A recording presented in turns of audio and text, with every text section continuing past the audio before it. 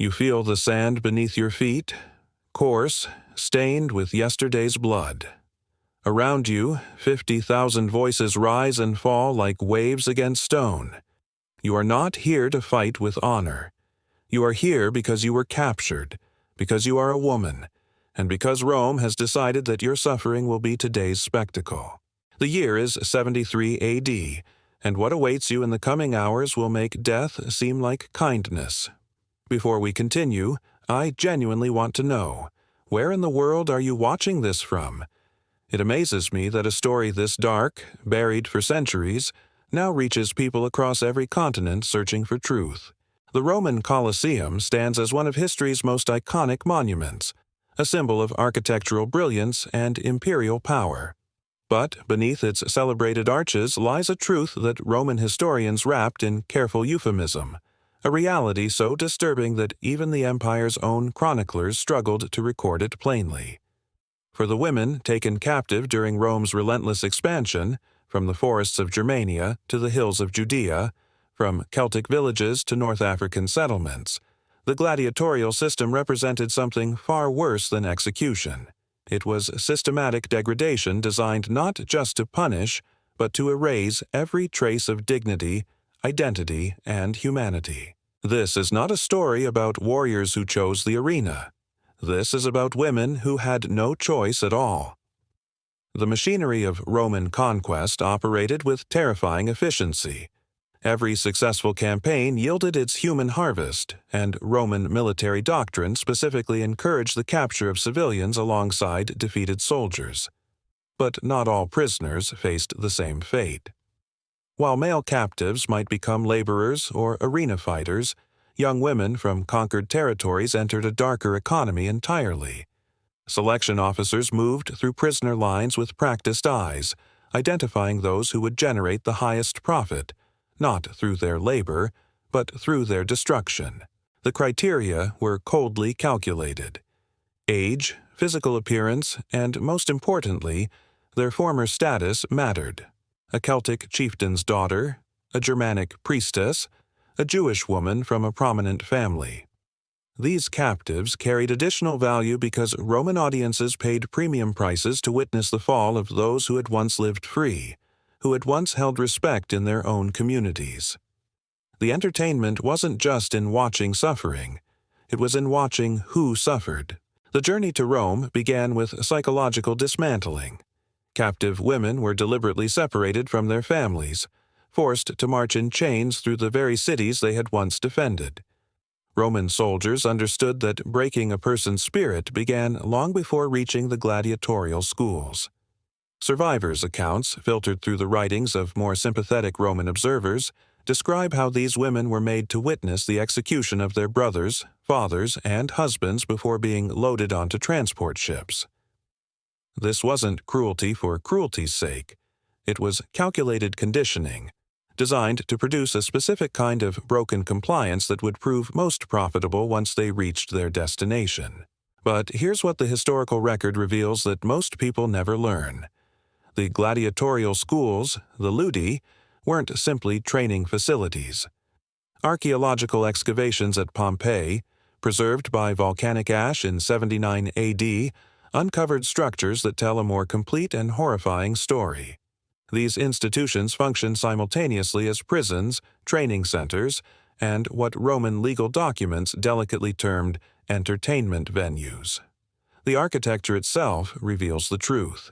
Separate quarters for female prisoners, bathing areas designed for observation rather than privacy, training courtyards with elevated viewing platforms where paying customers could watch preparations for upcoming spectacles or purchase private access to the performers themselves. The economics drove everything. Gladiatorial school owners, often wealthy freedmen who had built fortunes on human suffering, discovered early that spectacles involving captive women generated higher revenues than traditional male combat. But the profits weren't limited to arena appearances. Between public performances, these women generated income through what Roman financial records clinically describe as private exhibitions. Wealthy Romans, senators returning from military campaigns, merchants celebrating successful ventures, Even scholars and philosophers who publicly preached Stoic virtue paid substantial sums for exclusive access to captive women before their scheduled arena appearances. The legal framework made it all permissible. Under Roman law, these captive women existed in a category below even regular slaves. Captivae, the legal term, possessed no rights whatsoever. They could be bought, sold, tortured, or killed with complete impunity. Their treatment was constrained only by economic considerations, not moral ones.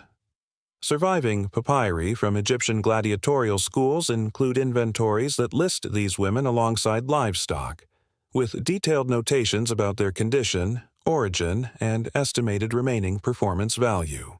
Training regimens reflected their true purpose. While male gladiators learned combat techniques designed to provide entertaining fights before honorable deaths, female captives underwent preparation for something entirely different. Contemporary sources, even those sympathetic to the women's plight, describe training scenarios that combined elements of combat with deliberate exposure and humiliation. The goal wasn't to create skilled fighters, it was to produce performances that satisfied Roman appetites for both violence and sexual dominance over conquered peoples. Morning routines in these facilities began before dawn. Physical conditioning maintained what Roman audiences demanded, a specific aesthetic that emphasized both the foreignness of the captives and their complete subjugation. Exercise sessions took place in open courtyards designed for observation, allowing potential customers to evaluate merchandise before making purchasing decisions. Guards kept detailed records of these transactions. One surviving account book from a Roman gladiatorial school lists over 300 separate private sessions in a single month, each generating revenue that exceeded what the facility earned from public performances. Medical care reveals another layer of calculated cruelty. Roman physicians assigned to gladiatorial schools were highly skilled practitioners, but their expertise served a specific purpose. Surviving medical texts describe treatment protocols designed to preserve appearance while ignoring underlying health conditions. Injuries that might shorten a captive's performance life received immediate attention. Chronic illnesses that didn't affect visual appeal were left untreated.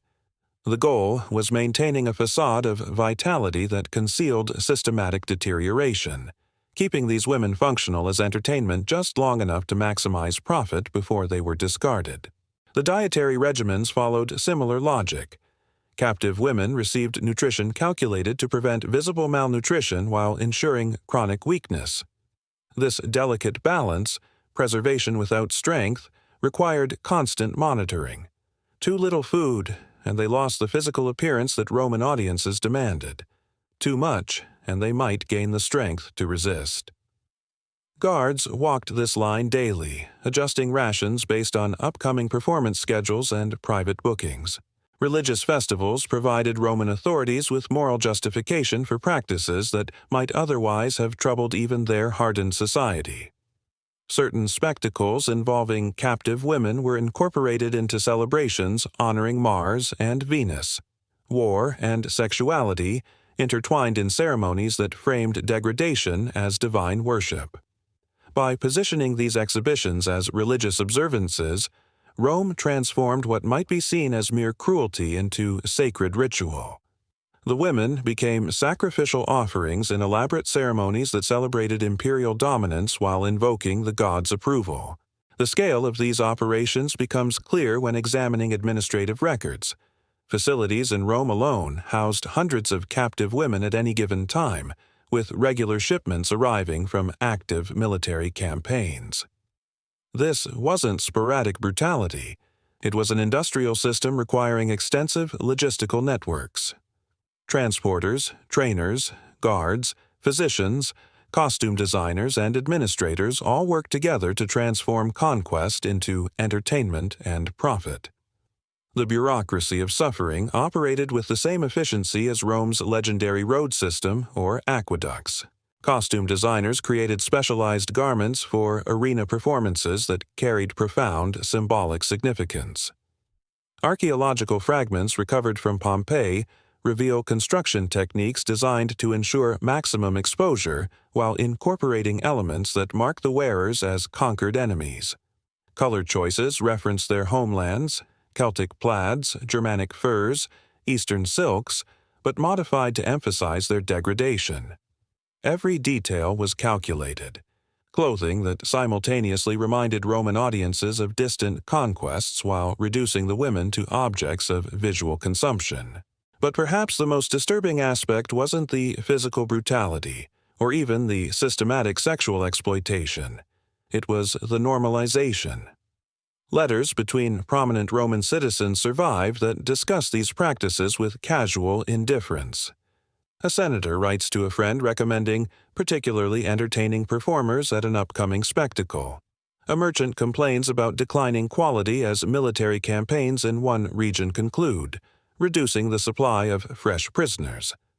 An intellectual debates whether exhibitions involving Germanic captives provide superior entertainment compared to those from Judean campaigns. This casual cruelty reflects a society that had systematically dehumanized its enemies so completely that their suffering became background noise, unremarkable entertainment for an idle afternoon. Roman writers produced thousands of pages discussing philosophy, governance, and virtue, while barely acknowledging the screams echoing from the gladiatorial schools that dotted their cities. The psychological impact extended beyond individual suffering to encompass broader strategies of imperial control. By reducing the women of conquered peoples to objects of entertainment, Rome sent unmistakable messages to subjugated populations. Resistance would result not merely in death, but in the complete destruction of everything that gave life meaning. Your daughters, your wives, your sisters, they wouldn't simply be killed. They would be systematically degraded before crowds who cheered and laughed. And this fate would be recorded, remembered, and threatened against the next group who considered rebellion. Some captive women found one final form of resistance. They refused to survive. Scattered references in Roman sources mention women who died before their appointed performances. Euphemistic language that likely conceals suicide. Guards learned to watch for signs of this ultimate defiance, implementing protocols designed to prevent captives from escaping through death. But some succeeded. In choosing when and how they died, they reclaimed the one decision Rome couldn't completely control. Archaeological evidence from gladiatorial cemeteries reveals the final indignity. Mass graves on the outskirts of Roman cities contain skeletal remains, showing patterns of injury consistent with what these women endured. But unlike the elaborate funerary rituals Romans provided for citizen gladiators who died in the arena, these graves contain no markers, no offerings, no acknowledgement of individual identity. The women who had been stripped of dignity in life were stripped of memory in death. The system persisted for centuries, evolving with the empire but maintaining its essential character. When Christianity gradually transformed Roman society, attitudes shifted, but slowly and incompletely.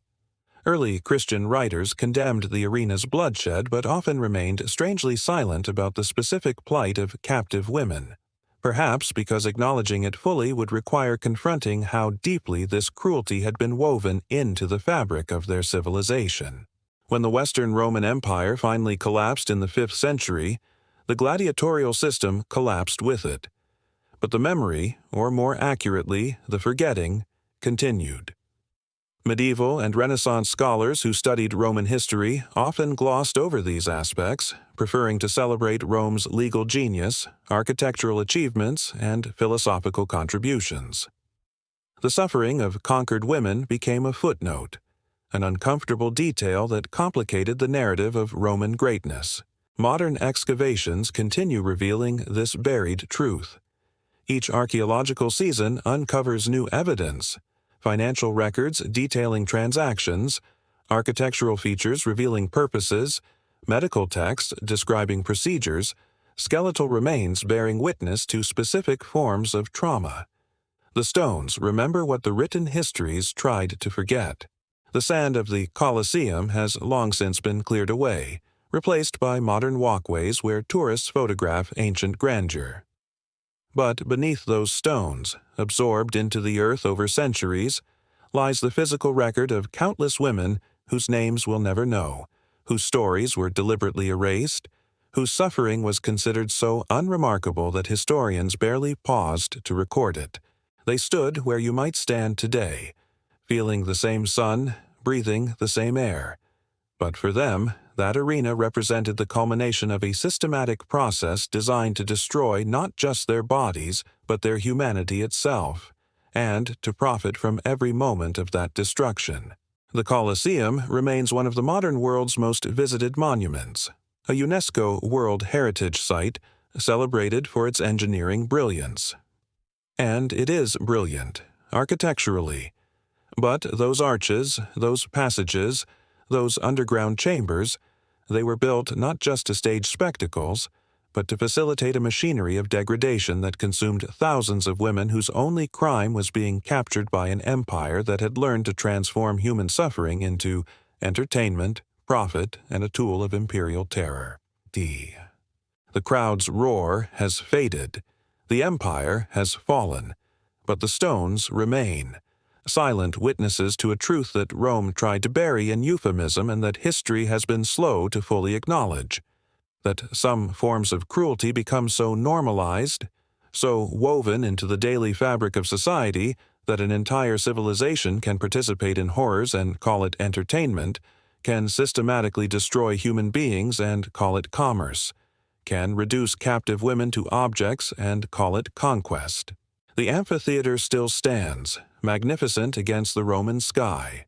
And, if you listen closely, not with your ears but with the part of you that recognizes injustice across centuries, you can almost hear what the stones remember, the sound of suffering that was never supposed to become history, but merely disappear.